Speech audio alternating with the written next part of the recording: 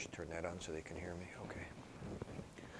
I have a bunch of mini videos I want to share with you, and then kind of a provocative discussion, if you will allow me. Did I share with you Coach Carter's video in this class? I didn't, did I? Good. If I did, I did. We'll do it again.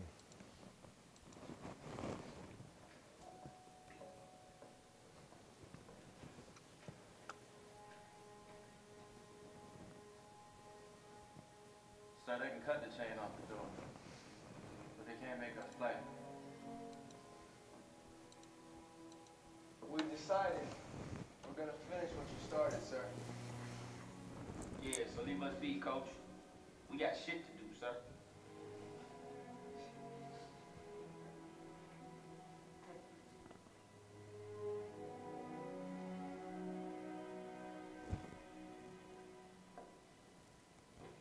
Our deepest fear is not that we are inadequate. Our deepest fear is that we are powerful beyond measure. It is our light, not our darkness, that most frightens us. Your playing small does not serve the world. There is nothing enlightened about shrinking so that other people won't feel insecure around you. We were all meant to shine as children do. It's not just in some of us, it's in everyone. And as we let our own light shine, we unconsciously give other people permission to do the same. As we are liberated from our own fear, our presence automatically liberates others.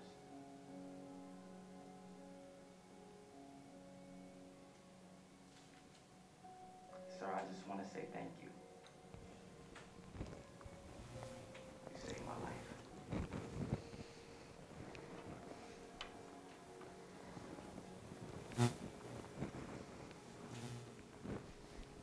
Thank you, sir. All of it.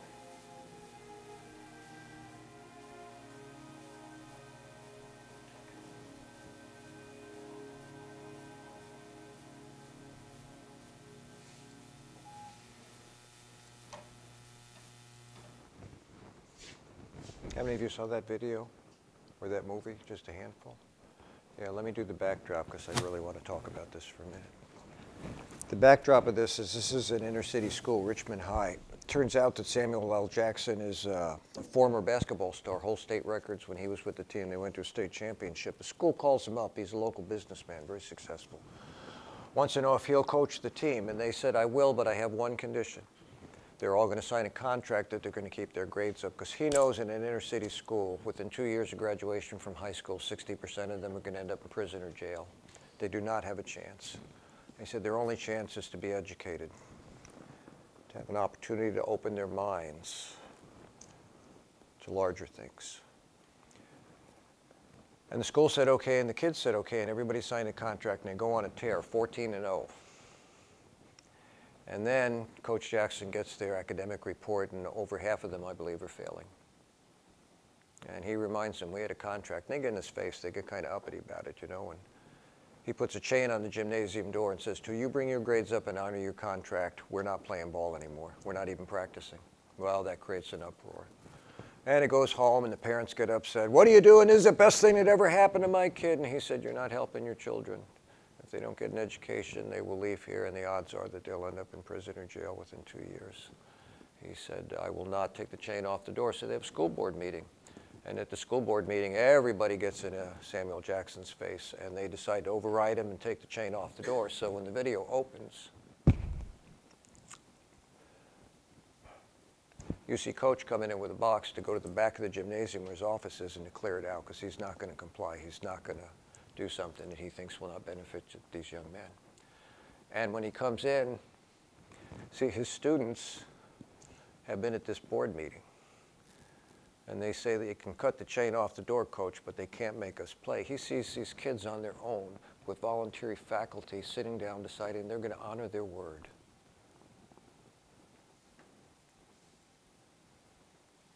They're not just jocks. They're going to be students who happen to be sports people. We're going to finish what you started, Coach, so leave us be. And then Timmy Cruz stands up. Timmy is the bad apple in the group. Timmy's been fighting this thing all along. But he saw a poem that coach had posted on his walls by a lady named Marianne Williamson, a poetess. Your deepest fear is not that you're inadequate. Your deepest fear is that you're powerful beyond measure. It is the light and not the darkness that frightens you. Playing small does not serve the world. There's nothing enlightened about shrinking so people don't feel inadequate around you. We were all meant to shine as children do. It's not in some of us, it's in each and every one of us. And when you choose to let your light shine, you automatically give permission to those around you to do the same. As you're liberated from your own fears, your presence automatically liberates those around you from their fears as well. It takes the power of one. When you make that decision, you make a quality decision in your life. Life's not easy. Sometimes the best things in life are hard. You all took your first quiz and it gets harder. It doesn't get easier. Welcome to higher education. And the reason you're here is so that we have an opportunity to try and grow you people. Help you to grow. Help you to expand your horizons. Help you to open your minds. Not to change what you think, just to enhance the way you think. And if one of you will embrace that idea, it will begin to give permission to those around you to do the same. And look, I'm not saying you don't embrace that. I don't mean it that way at all. But it's a conscious effort every day. Look, I come to school some days and I'd rather be home. Some days, honestly, it's like walking through day-old cold oatmeal. It's like, anybody getting what I'm saying? Like Logic last Wednesday. It was like, wow, I blew that. I mean, and then you guys write these. Absolutely, honestly, I don't patronize people. Patronize is you say things to make people like. I don't patronize anybody. You all wrote stellar essays. I had no problem giving you 100%. One was a little bit off, and one I need to rewrite their essay. You'll have to go in and take a look. I'm giving someone a chance to rewrite their essay. Didn't quite get it right. It's the payoff for effort. It's a payoff for deciding you're going to embrace the light. Knowledge. Knowledge is power. Knowledge has the ability to change lives. Yours and the lives of those around you. I will always emphasize that. I've been a public speaker and a motivational speaker for 40 years. I'm not done with you. I have more of these videos. Just hoping. Hoping. Hope's a great thing. Just like it did Timmy. Just like it can do you.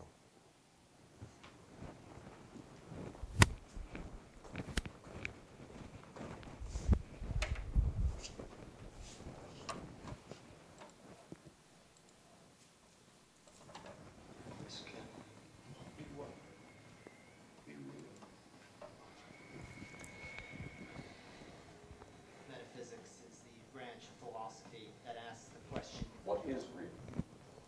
How do you define real?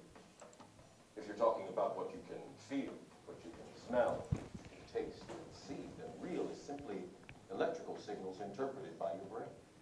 These questions of casting doubt on all of our knowledge was the first step in tearing down our knowledge, reducing it to its foundations, and then building it back up again. René Descartes was one of the great Renaissance geniuses. Descartes was amazing. He was a great scientist and a tremendously imaginative and resourceful scientist. I think no scientist has ever been more ambitious. He thought he had a theory of everything. And he saw himself ultimately as a natural scientist. And philosophy for him was part of his program. He wanted to get everything down to its foundation. When he performed that methodical doubt, the one thing he thought he could not doubt was, Cogito ergo sum. I think, therefore I am. that is, I as a thinker am, as a res cogitans, a thinking thing. His basic idea that we only have access to the content of our own minds gives us this thing called the problem of the external world. The matrix is everywhere. It is all around us. Even now, in this very room, you can see it when you look out your window, or when you turn on your television. You can feel it when you go to work, when you go to church, Taste when you it. pay your taxes. It is the world that has been pulled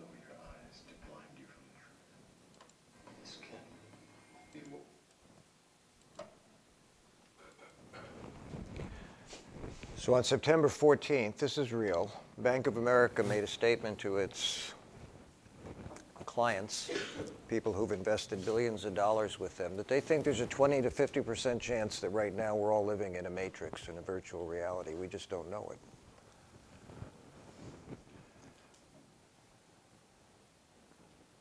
The Bank of America, in charge of billions of dollars, told their clientele, hey, I don't know if you know it, but we think you're living in a matrix, a virtual reality. You're not real. We're just playing with your heads. Well, that can't be true.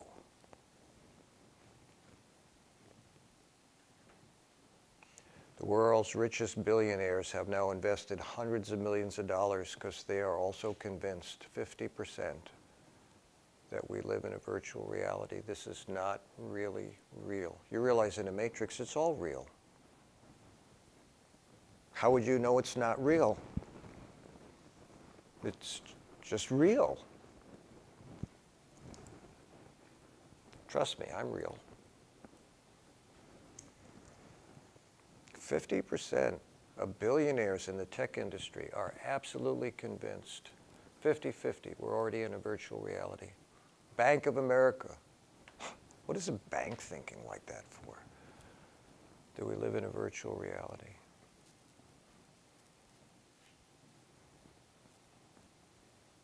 Well, what if we are? You can change the way you live? Change the way you think? Going to open your mind to other possibilities? Is this all there is? Is there any more than life than what we're going through right now? Maybe it just doesn't matter one lick. Or maybe, like in the movie, it means everything. Maybe it's worth spending some time thinking about it. There's people out there already investing hundreds of millions of dollars to prove that we are living in a virtual reality, that this is not real. I have better things to spend my money on. But they are more and more convinced.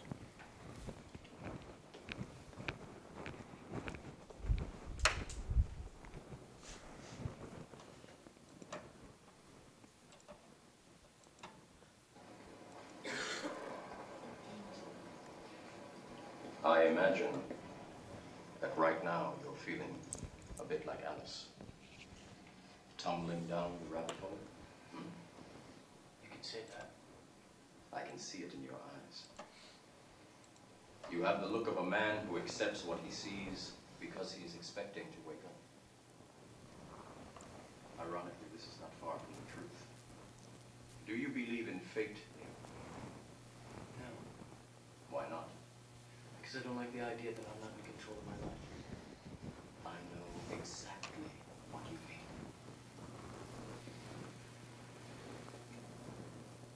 Let me tell you why you're here. You're here because you know something.